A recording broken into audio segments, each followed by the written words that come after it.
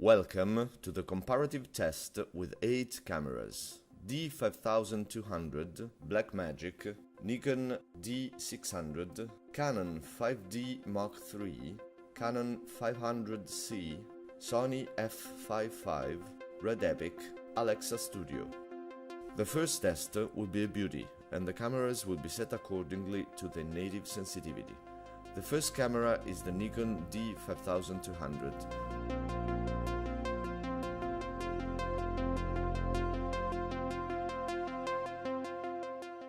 Now we have the Blackmagic with the LUT SMPT 709. We also see its ProRes version and then go back to the 709 version. The different cut depends exclusively on the different size sensors that determine a different coefficient of magnification at every equal distance. Let's look at them side by side and you can see the different complexion color. Now we pass on to the Canon 5D Mark III, which will be compared with the previous cameras. The cameras are all set in their native sensitivity. In this comparative section, we can also notice the colorimetric matrix and the depth of the blacks of the image. We can see the Nikon D600 set with the neutral color profile. Let's look again at the Blackmagic, the Canon 5D Mark III and the Nikon D600 together. Then it comes the time of the new release of the Japanese Canon C500 movie camera. We see it flat and then with a LUT SMPT 709. Comparing it to the Canon 5D Mark III, you can notice the difference of the complexion and the resolution of details. Now we also see it with the Blackmagic and the Nikon D600. We will then proceed with a camera after the other by comparison to those seen before and the Sony f5.5. We will look at its results flat and then with the LUT SMTP 709. We will also see its version with MPEG-4 codec and later we'll get back to the 709 profile. Let's turn to the Sony f5.5, Blackmagic, Canon C500 and all three with a LUT applied SMTP 709. Now look at the Red Epic. In this case too, we look at it flat first and then with the SMTP 709 applied. Let's compare it with the Blackmagic and the Sony f5.5. All three of them flat first and then with the SMTP 709 applied. Afterwards, we compare it with the two cameras, the 5D Mark III and the Nikon D600. Notice the different look of the two cameras as well as the various used optics. Let's step now onto the Alexa Studio. We look at it first flat, then with the LUT 709 and finally with ProRes. Let's return to the raw image LUT SMTP 709 and then compare it with the Epic. Red Epic and Alexa flat.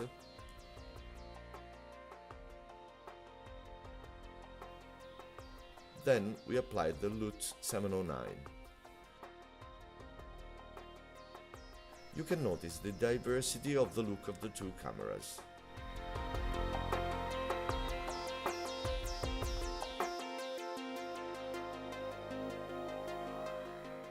We see the Alexa compared with two other cameras of different price range.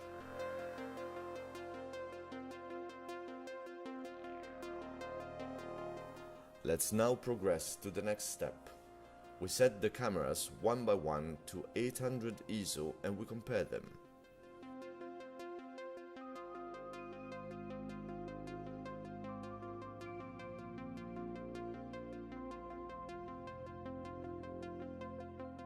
This is the Nikon D5200.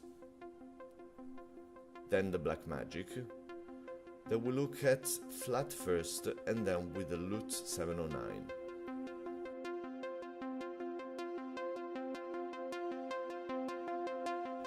We can see them compared between each other.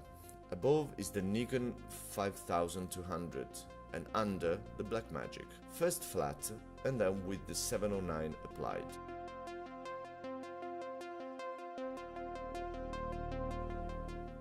Now the Canon 5D Mark III, bearing in mind that the cameras are set to 800 ISO.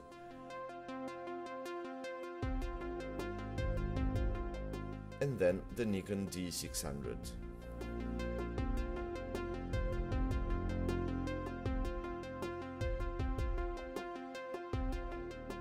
We show them side by side. Notice the different color depth of the two cameras, the different interpretation of the colors of the complexion, of the extinguisher and of the puppet. Let's compare the D600 with the Blackmagic and, after, with the Canon 5D Mark III. Now we look at the Blackmagic and 5D Mark III. Then at the Canon 5D Mark III and Nikon 5200.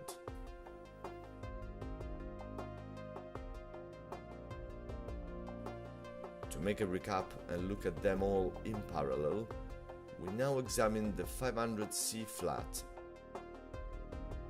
and then with the LUT SMTP 709 applied. Furthermore, notice the Sony f5.5 images. We see it flat and then with the LUT SMTP 709. We can see the two flat cameras, Canon C500 above and the Sony f5.5 below.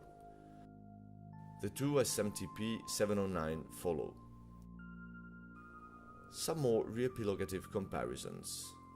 Canon C500 and Canon 5D Mark III. C500 and Blackmagic, both with 709 applied. Blackmagic and Sony f5.5. We realize it is a quick overview, made on purpose, to show the highest possible number of comparisons. Let's give a look at the f5.5 with Nikon D600. Now the red Epic, flat first and then with the LUT 709 applied. Then the Alexa flat and with LUT 709 applied. Let's see them compared, the red Epic above and the Alexa below. Notice, please, the differences of the diaphragm settings and keep into account that exposures were made instrumentally with false color.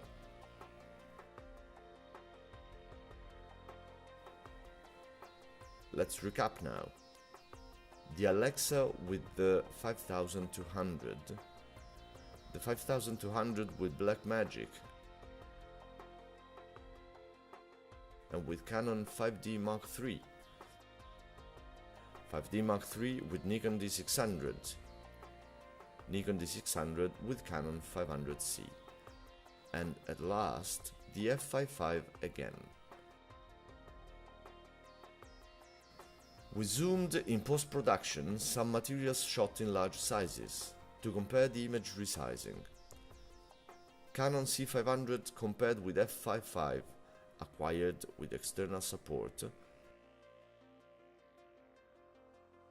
and Alexa compared with Epic.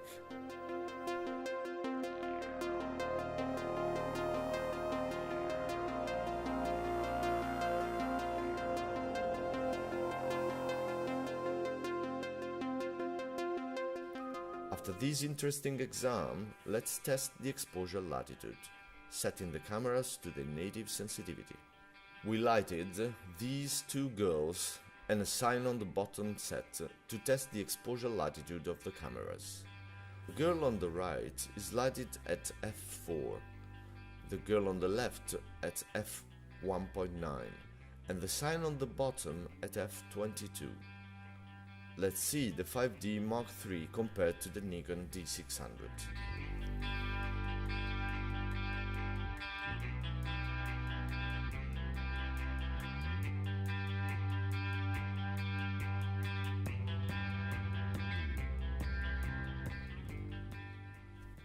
Now we close the diaphragm of one stop.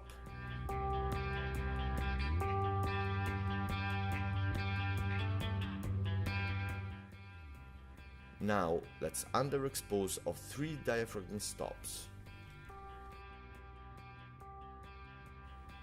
Now we overexpose of 3 diaphragm stops.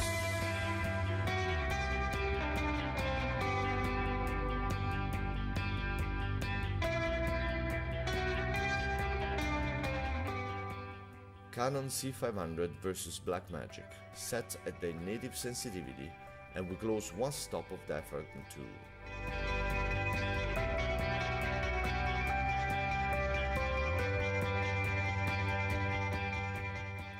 Let's close 3 diaphragm stops.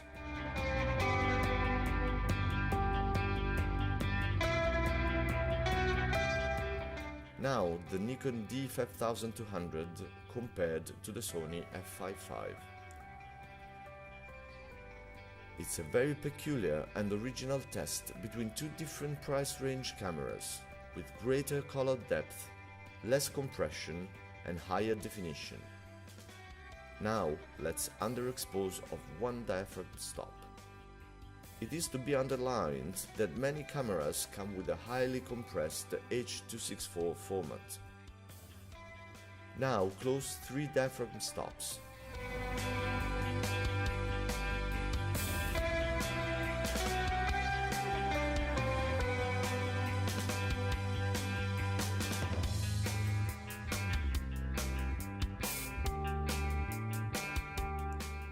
Now, let's compare the Red Epic and the Arri Alexa.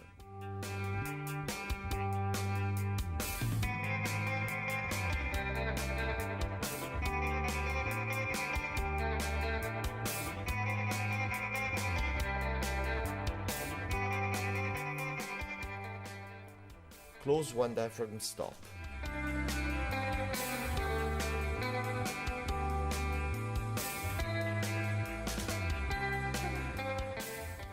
Now close 3 diaphragm stops. Even if it could seem an early evaluation, we can say that the Arri Alexa has appeared to be more noisy than the Epic in this test. In the projection performance instead, the results appear to be the opposite. The Epic showed to be quite noisy. Let's compare now the Arri Alexa with the Canon 5D Mark III, 2 cameras with 2 completely different prices. Afterwards, the 5D Mark III and the Nikon D600, 2 cameras competitors to each other in the same price range. Nikon D600 compared with Canon C500. Now move to the Canon C500 and compare it to the Blackmagic, 2 cameras in RAW mode, to both of which a LUT 709 was applied. The Blackmagic compared with the Nikon D5200. Nikon D500 compared with the Sony f5.5.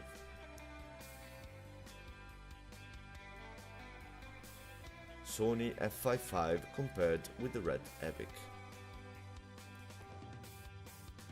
Our test has now come to an end, and before greeting you, we want to remind you that all the materials were treated with DaVinci Resolve.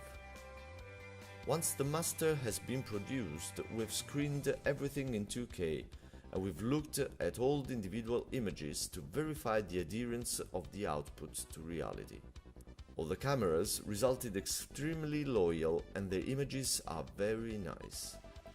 A few remarks. One on the Red Epic that suffered in underexposure and showed some noticeable noise.